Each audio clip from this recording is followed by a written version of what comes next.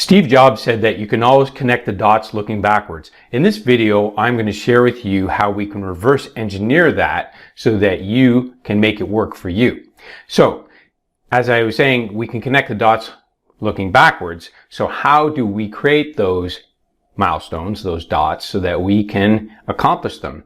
Well, there's a couple of things that I can share with you, especially when it comes to how you think, because Einstein said that imagination is more important than anything. So in this video, I'm going to share with you why that is.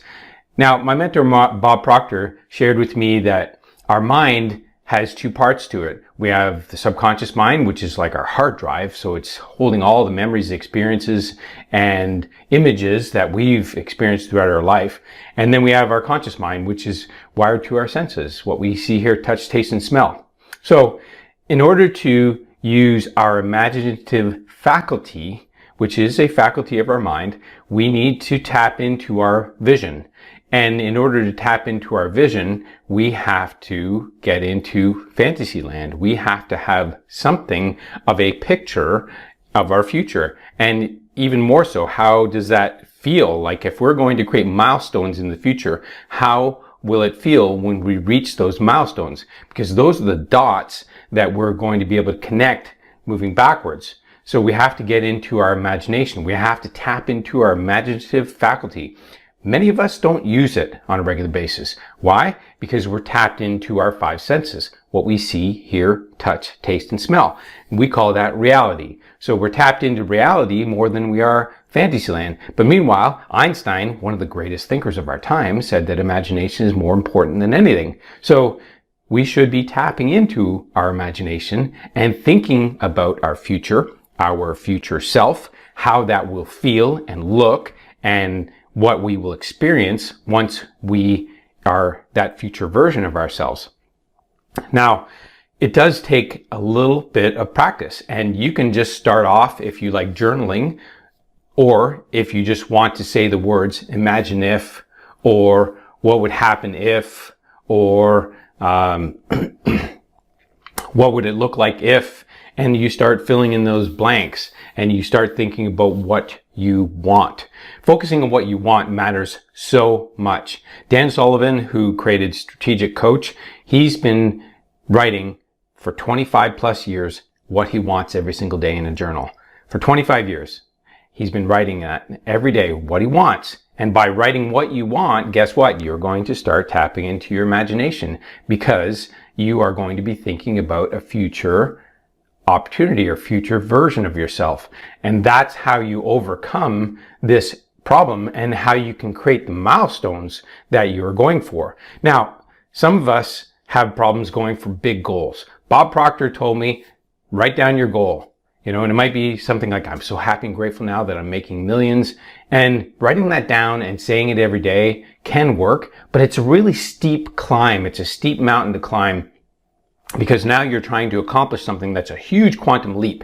And in your mind, you can't reason it out. You can't fathom having millions of dollars. So you are trying for something, but it's so big, and it's causing you some resistance. It's like a bent hose. You're trying to get to the millions, and you're turning on the faucet, you're turning on the power and turning up the water flow, and you're trying to make things happen. But it doesn't happen that easily. Why? Because it's against your beliefs. You have beliefs that were given to you when you were younger, and so those are the beliefs that you're going to base your efforts on. And so then your efforts are going to be small, meanwhile you're trying to accomplish something big. And so it doesn't match up. So you need to have lesser goals. The path to your goals is not, it's not blocked by obstacles, it's blocked by the path to lesser goals. So start off smaller. Recently, I was working with a client, and he had an objective of having $20,000 monthly recurring revenue.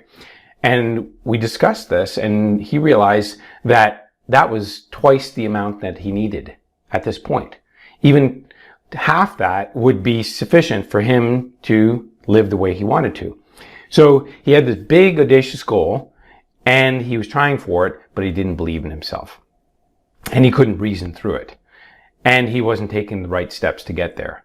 and he was crashing and burning. And so that causes a gap because you're trying for something big, you're failing, and you're measuring yourself against that goal all the time, that ideal version of yourself. And it's not going to happen. So the solution is to create paths to lesser goals. And the path to lesser goals is by creating little habits, because habits lead to systems. Systems lead to patterns. Patterns lead to a lifestyle and results that you want or don't want, depending on how it goes. But let's just aim at your most advantageous and most audacious things that you can accomplish in this life, so that you can connect the dots looking backwards at some point in time and say, yes, I did the things I wanted to do. I was the best business owner that I wanted to be. I was the best parent that I wanted to be. I was the best spouse that I wanted to be. And as you think like that and you picture your future, you're aiming for your future self. In psychology, there's something called future pacing.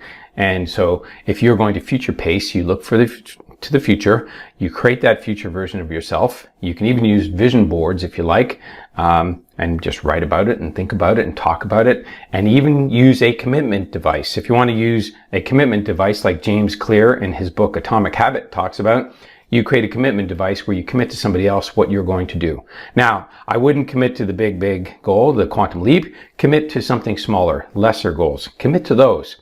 And a commitment device, just so you know, is a commitment that you're making that you're going to accomplish, or there's a consequence to it.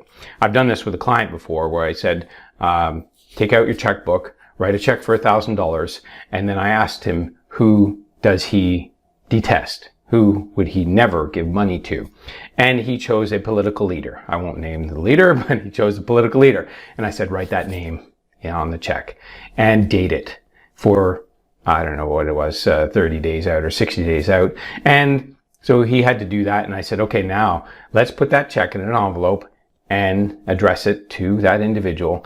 And now let's get to work. And if for any reason something gets in the way and you let your goal go and don't achieve it, that check gets mailed. That's a commitment device.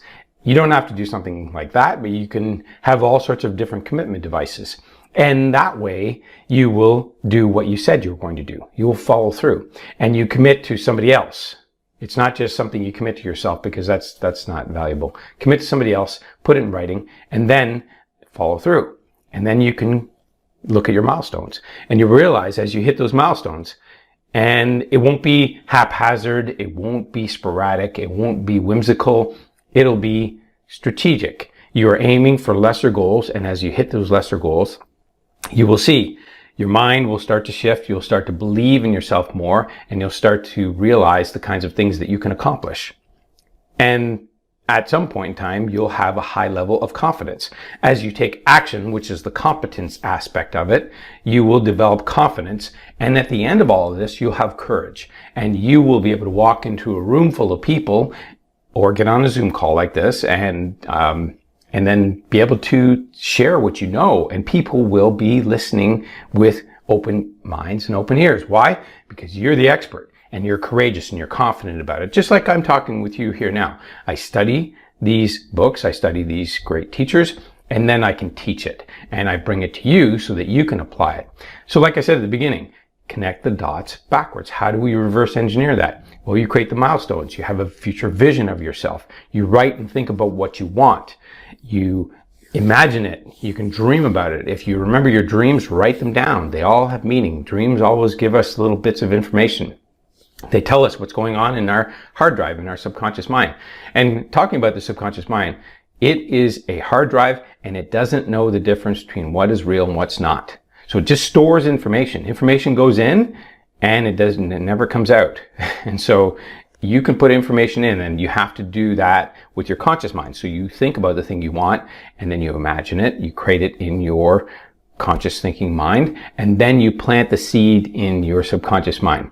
That's why we have long-term memory, short-term memory. And so you're planting it in your long-term memory. These are things that you want for life, not just short-term. It's not something like going to the cottage or going on vacation. It's something long-term. You're creating a goal that you want, that if you achieved it, you'll be able to say, that was a goal worth going for, and that's a life worth living and a life worth dying for. If I died today and I had accomplished that goal, and my let's say if it's family, and my family loves me and appreciates me, my children respect me and love me, then that is a life worth dying for. So think about it from that standpoint. You can always connect the dots looking backwards, but you need to create the milestones so you can create those dots, and then you can hit them. And as you hit them, then you can measure backwards. And as you hit the first dot, the first milestone, you measure backwards. You look back and say, how am I better than I was a month ago, or 2 months ago, or 3 months ago? And then you hit the next one. How am I better than I was 1 or 2 or 3 months ago? And you keep measuring backwards. Always measure backwards against where you've come from. Why? You will be in a state of appreciation. You will be in a state of gratitude. And when you're in a state of gratitude, your energy and your frequency is at a different level, and you will attract the kinds of people, circumstances, and opportunities to you. There's no question about this. There's a great video by Bob Proctor where he talks about frequency, and we are sending and receiving signals all the time. We're sending out frequency with our thoughts, with our words, with our intentions. We send out frequencies all the time. So if you want to connect the dots, you have to send out the thoughts and the frequency that's going to create the circumstances in your life so that you can measure backwards. As Andrew Carnegie said, if we're not living the kind of life that we want, then we create the circumstances that's going to cause it. We create it in our mind first, and then we take action in the world, and we attract the people and the circumstances and the opportunities to make that happen. And if you want to learn from Dr. Benjamin Hardy, he has a great book called Slipstream Time Hacking, and it's all about opportunities that are wormholes. So basically, if you want to take a quantum leap, you can take a quantum leap. It's not going to be on your own. It's usually with some help. Like I had help from Bob Proctor, Dave Blanchard, and all sorts of wonderful, amazing people in this world that helped me make a quantum leap. So if you want to take a quantum leap, you can invite those things into your life. So imagine if you had somebody come into your life that said, I love what you're doing, I think it's amazing, and I'm going to support you, and I would like to partner with you potentially. And that's the kind of thing. Recently, I've been communicating with somebody named Todd Herman. He's written a book called Alter Ego and the 90-Day Year. Great individual and great thinker. Now, he might be an opportunity wormhole that I can take. Why? Because he likes the systems and processes that I'm applying. And I'll put in a link below. I have something called the 12-week focus productivity system, and it's all about getting yourself productive and focused and measuring backwards, always looking for the greatest aspect of yourself, the greatest version of yourself. And you're going to look at your business, your health, and your relationships, and you're going to measure those. Why? Those are the 3 pillars. If you had a triangle and you had your health, your relationships, and your business, if any of those, if any part of that triangle collapses, that pyramid, it's going to fall apart. Everything will fall apart. All right. So once again, Steve Jobs said you can connect the dots looking backwards. I've given you solutions as to how you can create them. You need to turn on your imagination, get your focus on your future, write about it, think about it, talk about it, use commitment devices. I've given you all sorts of solutions. So now you can put it to work and you can create those milestones in your life and connect the dots looking backwards and feel good about yourself. That's the critical factor here. So if you've enjoyed this video, let me know, comment below. Let me know and like or hit the notification bell. And as always, thanks for watching, and I'll see you on my next video. Bye.